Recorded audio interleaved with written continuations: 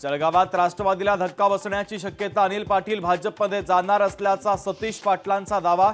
सतीश पाटलांच्या दाव्याला फडणवीसांकडून दुजोरा।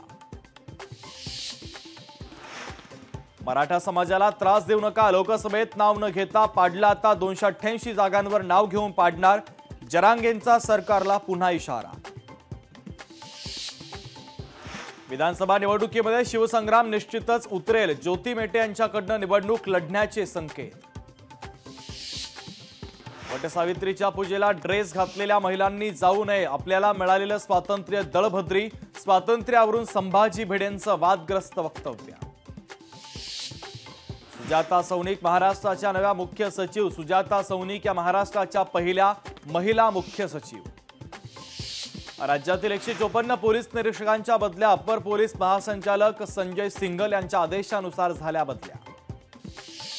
टीम इंडियाला मिळणार 125 कोटींचं बक्षीस, T20 विश्वचषक जिंकल्याबद्दल जय शहांची मोठी घोषणा। धर्मवीर 2 सिनेमाचं पोस्टर रिलीज, धर्मवीर 2 चित्रपट लवकरच प्रेक्षकांच्या भेटीला येणार। उपेंद्र द्विवेदी नवे लष्कर प्रमुख, उपेंद्र द्विवेदी यांनी स्वीकारला पदभार। छगन भुजबळ समाजाचे मुकादम, भुजबळांनी ठरवून दिल्याप्रमाणे काही लोक बोलतायत, जरांगे पाटलांचा पुन्हा एकदा छगन भुजबळ यांच्यावर निशाणा।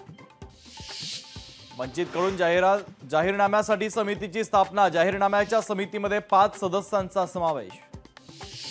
पुणे पोलिसांची संभाजी भिडेंना नोटीस, पालखीला मानवंदना देताना काळजी घेण्याचे आदेश, तेढ निर्माण करणारी भाषणं टाळण्याच्या सूचना। नवी मुंबईतील बेलापूर होणार स्मार्ट विलेज, मंदा म्हात्रेंचा अधिकाऱ्यांसोबत पाहणी दौरा। कांदिवलीच्या समतानगरमध्ये पाण्यासाठी रहिवाशांची परवड, बिल्डर SD कॉर्पोरेशनच्या विरोधात आंदोलन, रहिवाशांना 25 मार्चपासून फक्त 15 मिनिटं पाणी पुरवठा।